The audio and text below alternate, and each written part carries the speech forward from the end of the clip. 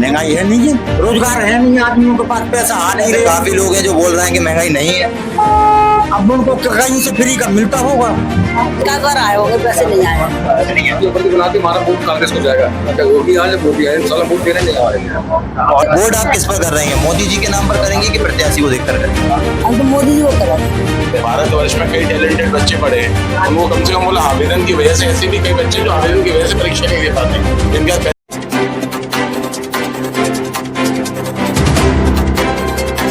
नमस्कार दोस्तों, स्वागत है आपका एक बार फिर से हमारे चैनल TDI टुडे न्यूज में। दोस्तों, जैसा कि आप जानते हैं, चुनाव की सरगर्मी के बीच आज हम लोग मौजूद हैं स्मार्ट सिटी योजना के तहत उत्तर प्रदेश और उत्तर प्रदेश के झांसी में चलाई जा रही इलेक्ट्रिक बसों में, जहां पर दावा किया गया था प्रदूषण कम होने का और साथ में दावा किया गया था किराए कम होने का। लेकिन किराए को देखते हुए लोग थोड़ा काफी नाखुश दिख रहे थे, इसलिए अभी कुछ दिन पहले ही बैठक के द्वारा इस किराए को कुछ कटौती की गई है। और आज हम लोग यहाँ मौजूद हैं हमारे देश में और हमारे जो झांसी लोकसभा सीट के जो चुनाव है, इसमें क्या लोगों का, जनता का मूड है और जनता क्या कह रही है, इसमें आज यहाँ पे जितने भी जो क्षेत्र आता है झांसी ललितपुर लोकसभा क्षेत्र में, वही जनता सफर करती है आने जाने का इस इलेक्ट्रिक बसों द्वारा। तो अभी हम सारे लोगों से बात करेंगे और आपको बताएंगे कि लोग क्या सोच रहे हैं और लोग क्या चाहते हैं, इस बार उनके क्या मुद्दे रहने वाले हैं और किस तरीके से वो इस बार वोट करने वाले हैं।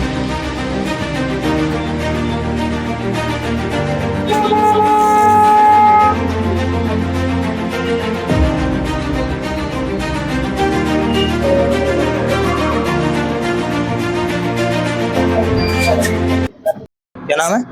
जगदीश प्रसाद। अच्छा, चुनाव का टाइम है अपने बीच, तो आपको क्या लगता है कि इस बार किन मुद्दों पर इस बार वोटिंग होने वाली है? मुद्दे तो आप देख ही रहे।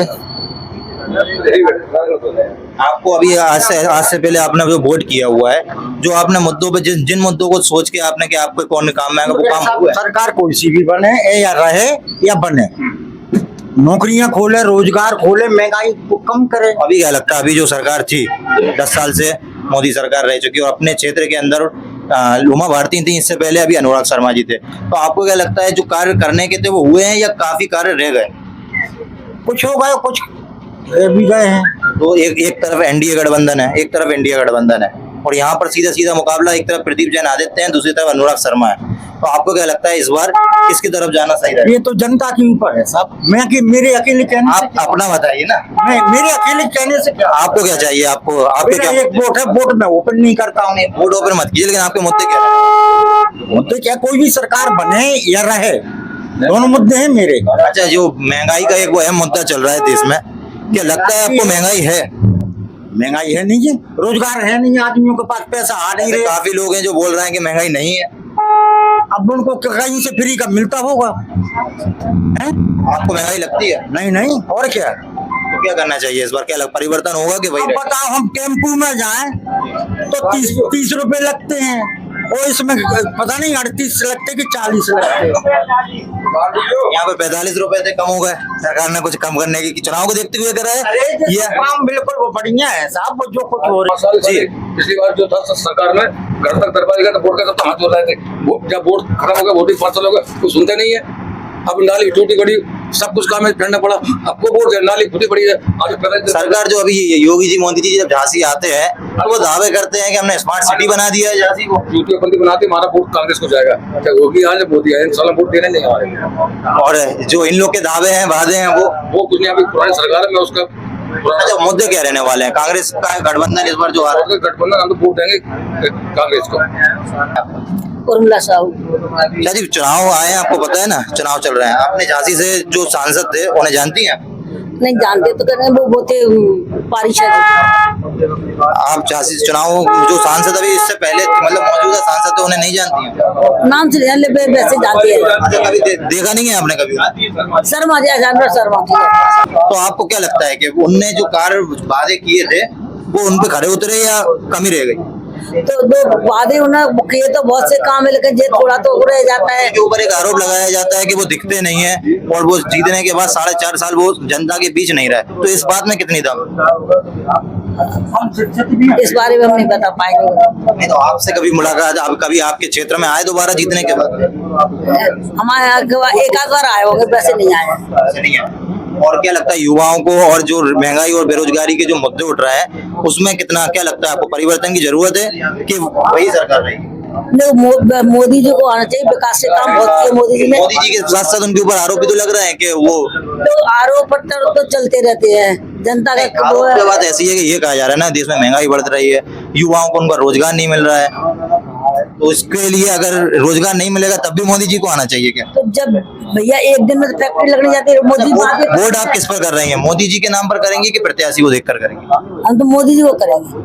अगर आपको जरूरत पड़ेगी तो आप मोदी जी के पास डायरेक्ट जाएंगे क्या? नहीं तो मोदी जी सुनते हैं सब कुछ। नहीं, जैसे आपके घर, आपके मोहल्ले में, क्षेत्र में लाइट की, नाली की या अदर कोई समस्या है, आपको कोई जरूरत है तो आप, सांसद के पास जाएंगे, लेकिन आप वोट तो मोदी जी को कर रही हैं, आप सांसद को आप तो कोई सुनेंगे, वो अपने आप वो कम कर। है कि जो सांसद थे हमारे वो दिखते नहीं है, जो मतलब उनको उद्योगपति में गिना जाता है, तो आपको लगता है कि जो उनके ऊपर आरोप लगाए जा रहे हैं उनमें दम है या फिर एक विपक्ष का सिर्फ एक आरोप ही है? आरोपी है, ठीक है, दिखते हैं, आते रहे, ऐसा नहीं, काम भी किया है, काम किया उन्होंने, ऐसा नहीं। मैं इसमें ये कहना चाहूंगा कि आप ये बताइए, नॉर्मल से नॉर्मल ड्राफ्ट बनाने के लिए बच्चे को 200 से लेकर 1000 रुपए का शुल्क देना पड़ता है, उसके माँ बाप वो शुल्क देते हैं और बच्चा शुल्क भरता है। इस तरह के वो कई विभागों की शुल्क भरता है, फिर वो आवेदन करता है इस आशा में कि वो एंट्रेंस एग्जाम में बैठेगा, प्रवेश परीक्षा होती है, उसके बाद वो रद्द हो जाती है किसी कारणवश। उसके बाद अगर चलिए मैं कहता हूँ टेक्निकली किसी कारणवश पेपर रद्द भी हो रहा है, तो कम से कम इस स्वतंत्रता में हम जी रहे हैं, तो कम से कम एक संविधान में प्रोसेस तो होना चाहिए कि कम से कम उनका आवेदन शुल्क तो वापस करो आप। भाई जब आपने एग्जाम नहीं कराया तो आवेदन शुल्क किस चीज में लग गया? अभी दो चल रही है, एक तरफ एनडीए सरकार, एक तरफ एनडीए गठबंधन है, एनडीए राहुल गांधी ने ये एक युवाओं को लेकर वो एक अहम मुद्दा उठा रहे हैं, युवाओं की बात कर रहे हैं कि जो नौकरी के लिए जो आएंगे फॉर्म, उसमें आवेदन शुल्क बिल्कुल नहीं रहेगा। तो आपको क्या लगता है कि युवा इसकी तरफ आकर्षित होंगे? मेरे आकर्षित सर होने की या ये तो देखिए चुनावी जो मुद्दे हैं ये इन पे मैं बिल्कुल आप निष्पक्ष होकर बात करूंगा। ये तो सब सरकार में किसी सरकार की तरफ नहीं बोल रहा हूँ, कांग्रेस या बीजेपी, मैं एक नागरिक की तरह बोल रहा हूँ कि मेरे भी बच्चा है, 14-15 साल के वर्ष का बच्चा है, कल उसका क्या भविष्य होगा? अगर कांग्रेस में जो आप बोल रहे हैं आकर्षित होना है, लेकिन ये अच्छा है, ये जनता के लिए अच्छा है, ये चीज तो होना ही चाहिए सर, कम से कम, क्योंकि बच्चे पहले ही उनके साथ कई वर्षों से खिलवाड़ हो चुका है। अगर उनका कम से कम उनके जख्मों पे मरहम ही बराबर है कि अगर आवेदन शुल्क नहीं लग रहा है, तो बच्चे कम से कम जो हमारे भारतवर्ष में कई टैलेंटेड बच्चे पढ़े हैं, उनको कम से कम बोला आवेदन की वजह से, ऐसे भी कई बच्चे जो आवेदन की वजह से परीक्षा नहीं दे पाते, जिनके पास पैसे की कमी है।